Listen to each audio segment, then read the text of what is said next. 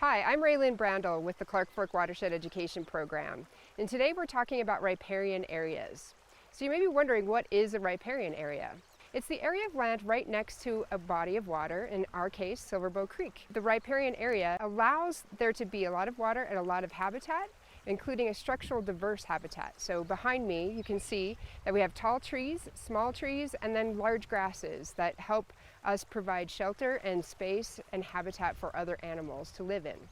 In Montana, approximately 80% of our species rely on the riparian habitat to make their living. And in Montana, that only includes 2% of our entire land space. So think about that. 80% of our animals rely on 2% of the space we have afforded to them in Montana.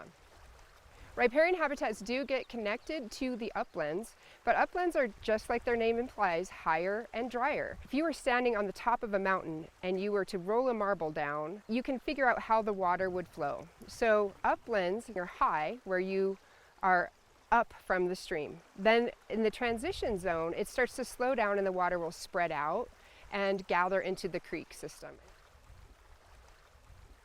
So another function of the riparian area is groundwater recharge. As the water makes its way towards the stream, the ground will soak in its water, and it's held there, keeping the area cool.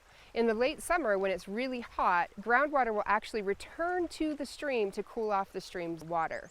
And then when there's high water flow, the water in the stream, the surface water, will recharge the groundwater back and forth.